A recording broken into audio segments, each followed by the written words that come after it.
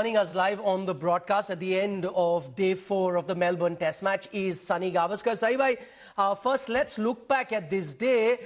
Pretty confused at the moment.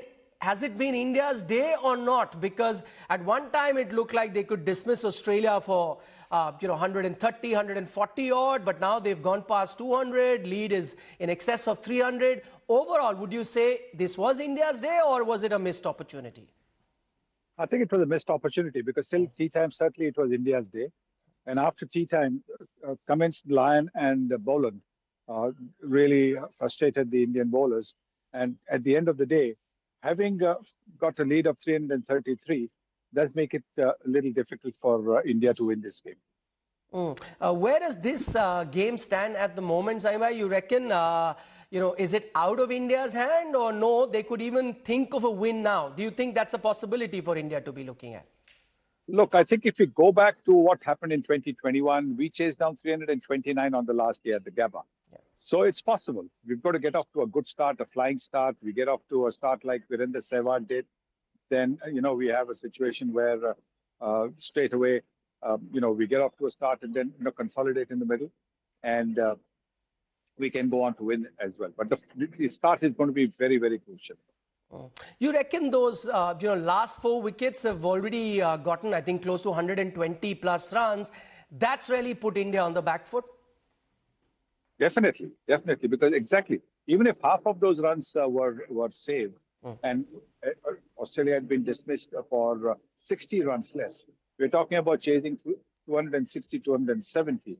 And plus also we would have started to bat at the end of the day's play today. Maybe we would have batted for an hour and got maybe 30, 40 for hopefully no loss. So, these are the ifs and buts of the game. But we'll just have to concentrate and hope that the last wicket India takes very quickly, because I don't think Australia is now going to say that we are going to declare so soon, because right now they would want to make sure that they bat India out of the game. If they bat India out of the game, then they can put attacking fielders to try and win the game.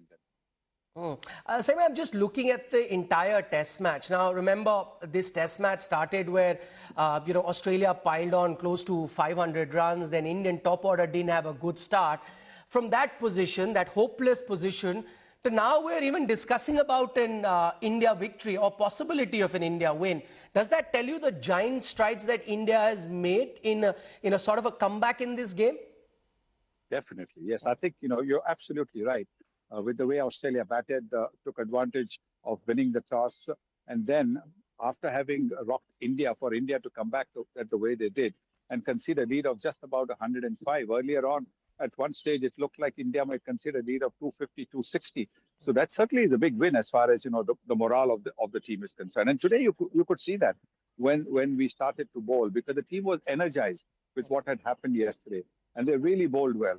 Sadly, it's just one of those days when, some of the close things didn't go our way. It was a very hot day, so it wasn't easy on our fast bowlers as well. And then I think Akashdeep got a bit injured. So again, to juggle the bowlers was a bit difficult. And we did not have, apart from Jadeja, we did not really have a top-class spinner who could keep it quiet and also get you wickets. So we've spoken at length on previous occasions as well about Jasprit Bumrah and his art of bowling and how well he bowls.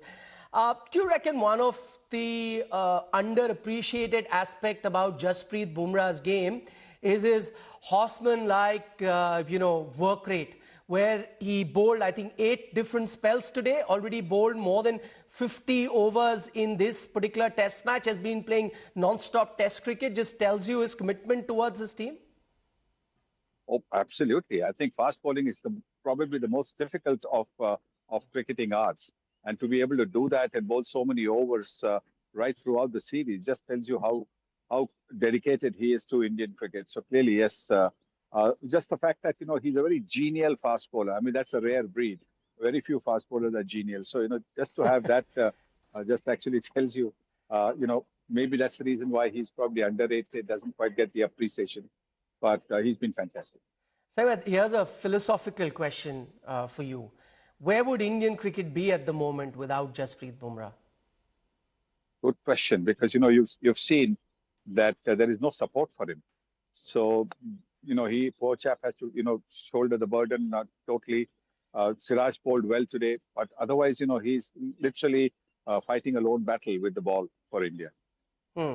I did, Saibai, see pictures of you today meeting Nitish Reddy's father. I did see you choke a bit, get a bit emotional. Tell us about that. What really happened that made you so emotional?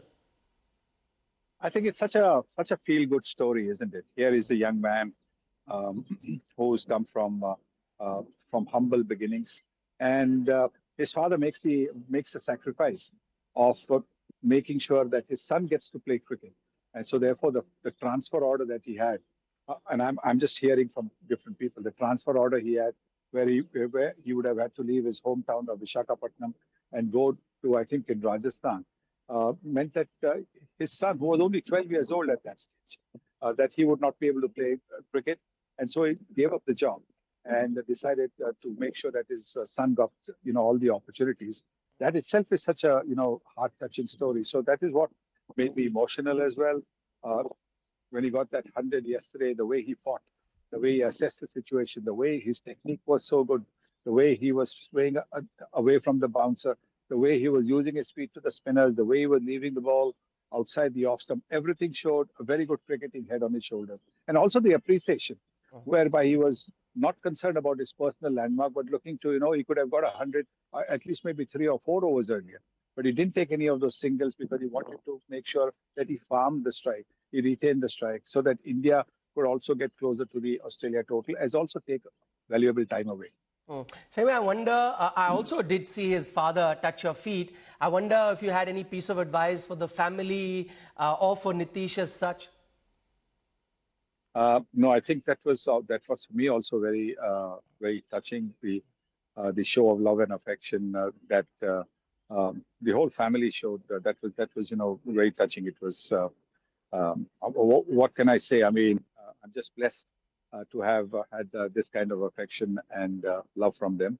Um, so there was very little to say to them, excepting I just said God bless to them because. Uh, I mean, they have done everything now, and now it's up to Nitish to keep up that same attitude and to make sure that he goes on to play a long time, maybe 15, 16, 20 years for India. So my next few questions on what should India be doing now. Looking at a 300 plus sort of a target will be there for India to be chasing. What should be India's game plan in an attempt to be chasing down that target? Who should be the batters? What is the way that they should be batting, you reckon? If they were to sit for a team meeting today, what are those key points that they should discuss about?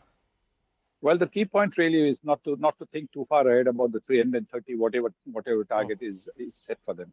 They need to break it down in not just sessions, but intervals like drinks interval. That at drinks interval will be so much, at the lunch interval will be so much, at the first drinks interval after lunch, how much. Then so by hour they should plan it by the hour rather than by the session, and see where they are and assess the situation from there. Okay, that's how the Indian batters have to approach. Crucial knock coming up for Rohit Sharma, you reckon? Yeah, I think because this is such a situation where he can actually give the team a fabulous start, just like Virender Sehwag did in that chase in 2008 against England when India chased down 387 in a day. So clearly, I think not in a day. Viru gave the start the previous evening, but he made it easy for the Indian batters the next day. So clearly, yes, I think a good start, like I said, would be absolutely a godsend. Finally, Saima, we heard Jasprit Bumrah, tell the umpire about Manas Labuschagne, the luckiest batter that I've ever seen, referring to the plays and misses. I just want to ask you, what do you make of, luck in cricket, batsmanship and luck? What is the relation between them?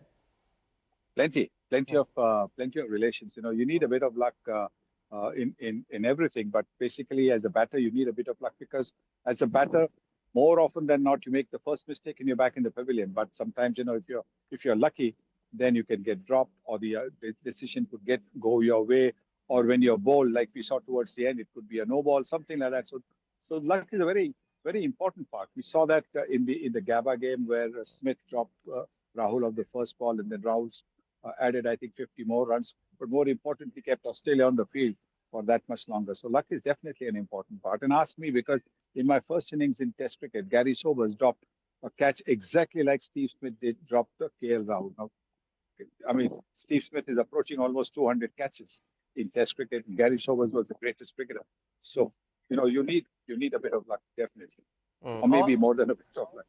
All right, all right. Or as a famous golfer Gary Player once said, the harder I The work, harder the luckier I get. Well, Manas Labuskakne, I beg your pardon, has really worked hard. We know he's a hard worker. His 270 plus knocks has really put Australia in strong footing in this particular Test match. But Sunil Gavaskar, thank you so much for joining us live from Melbourne. Of course, hope to have him back at the end of day 5. Hopefully, fingers crossed. Who knows? It could be unlikely at the moment, but who knows? Could be a India victory that we are discussing. To join us at that time, same time, 6:30 p.m. on Monday evening as we look back at the Melbourne Test match.